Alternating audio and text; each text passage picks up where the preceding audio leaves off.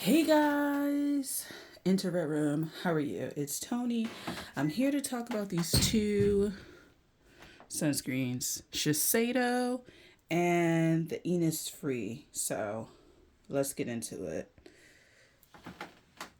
I'm gonna take these off. Hopefully it doesn't affect the sound.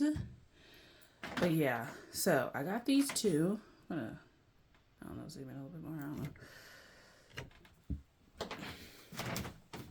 I got these two sunscreens. Now, I've had the Shiseido.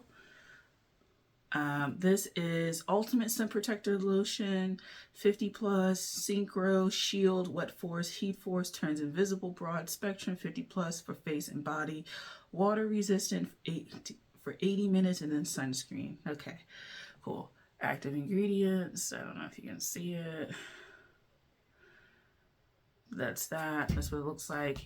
It's pretty liquidy. You can hear it. Open it up. Place it on your skin. That's what it looks like. Rub it in. That's what it looks like when it's on. Cool. I personally don't like this for my face. I think I will use it for my body. I don't like it for my face. And I think it's because even though it says it's like, I don't even think it says it's oil free or non-grease. Like, I felt like it was something on my face when I put it on, like, you know how some things are very breathable, you hardly even notice. Like, this wasn't that. I felt like I could tell that it was on my face. I think it has a scent to it, like a perfumey type scent. I really don't like that. I don't like stuff like that on my face. Because I'm also very sensitive as far as perfume goes. So I don't want anything that's like around my face that I can smell pretty much all day. Like even now, like I don't like it. It's getting in my mouth. It's just gross. So I have opted out of using it. And also, sunscreen is one of those things that if you have a bad like experience with it, you can kind of start to be like, well, maybe I shouldn't I'm not going to wear it because like I haven't found one that doesn't give me a white cast or stays long enough or it doesn't make me look like a huge grease ball. Now, I'm okay with looking oily because in my skincare routine, the last thing I finish up with is oil, jojoba oil, or whatever oil I have. Usually it's jojoba oil. And I'm okay with looking greasy and stuff like that. But when I step outside, I don't like that. It seems like if my skin has any sort of sweat, it starts to get milky, like it's running off my face. Now, I don't know how this is going to react, the Innisfree one, because it's not summer yet. It's like not dead summer yet. This one I think I got around summer. I have a mini one as well that I keep in my purse, but I I just didn't like how this performed. I felt like by the time I got to the car, I had sweated, and that's a me thing, but I had sweated, and then I can see it running down, milky streaks and stuff like that. I pat my skin off, and then not only have I wiped the sunscreen off, but I've wiped off all my other skincare as well. So I haven't really liked this experience with this. So I will probably keep this to body. I am going to try a few more brands this summer because I am more cognizant of my skincare as far as sunscreen. I'm in my 30s now, and of course you should have been doing this shit like the whole like decade or whatever, or even as a child, but I wasn't. I did grow up in that generation of like black people, like we don't need it, but we clearly do. Personal stories, like I've had a biopsy on my toe as far as like skin conditions. I had like pigment that was growing a little bit faster and I ended up noticing it, and I got a biopsy, and luckily it was just like overgrown pigment, but what if it wasn't, right? And then I have one in my eyebrow I need to go see.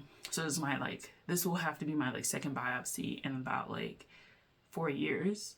And I know that skin cancer is one of those things that, particularly for Black women, once you get diagnosed, we tend to be like farther along. It tends to be a little bit more malicious, malignant, and it's not necessarily diagnosed as early, particularly if you have really dark skin where nobody can really notice. So all of those things have kind of like, I started to get into it, and I will be using sunscreen in the future. I haven't been putting it on my arms or anything like that because my arms are fully covered. It's still chilly as shit around here, so there's no real need to put it on my arms and stuff like that. But in the summer, I will be putting sunscreen, and I don't mind sunscreen on my body. My face is one of those things where, like, also sunscreen, because it's so thick, I mean, it could be the most liquid formula, it still is very much something that can clog your pores. And I notice my skin gets clogged with sunscreen a lot. So that was another thing, finding one that didn't like mess up my whole skincare routine. Of course, I'd rather have pimples than cancer, but I also don't want to have pimples. You know what I'm saying? Like, I don't want that. So I will try to use this up for the body. I will be looking into, I think, K Skin. It's the model. It's the model will have vitiligo. She's from Canada. I forget. She was on America's Next Top Model, I think. I think it's called K Skin or Say Skin. I think it's K Skin. C-A-Y Skin. I'm going to try hers. I want to try out different like formulas, like spray formulas and things like that. I'm not a self-tanner person. I'm not a tanner glow person. Although I know that there's Black people who use tanner or the gold sheen for their skin in the summertime. I don't use any of that stuff, just regular sunscreen. So that's Shiseido. This is the INNISFREE No White Cast Daily UV Defense Sunscreen Broad Spectrum SPF 36. Glowy finish. So this one is significantly less. This is 50 plus, 36. SPF 30 is, I guess, what they recommend. And so I personally just picked this up. I went to Sephora for something else, and I decided to get this. And the ingredients, let me look at the ingredients, are roughly the same. It's roughly the same, like actual ingredients. It's just the percentages are different, and then they have an additional like ingredient that's seen in here. So my experience with this one, let me just put this on. Now I did just put something on this side, but it was for another video. So this is that. So this is what it looks like. You can notice, you notice this one more, right?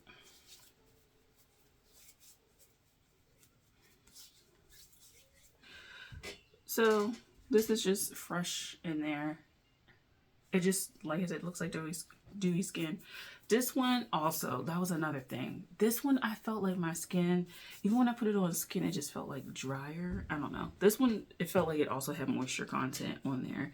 So it was an enhancement to my skin versus like it was just sunscreen. This one isn't as, I don't know, it isn't as moisturizing. So that was another thing. So I really enjoy this one. I enjoy it because it's lighter. It doesn't have the white cast, even for my skin tone. I literally just look like I put extra oil in my face. It wears down. I don't have a weird scent with it.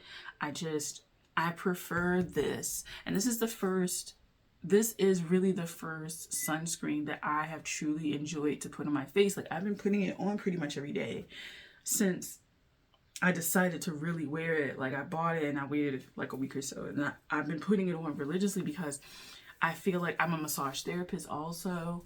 So I go immediately, like I drive in my cars, I'm out in the sun, I go to the studio, I do my massage sessions, and I'm not feeling like my skin is ultra oily, runny, white cast, milky residue running off my face. I'm not feeling any of that. And so this formulation for me is what does it. They also have like a larger size. This was like 18.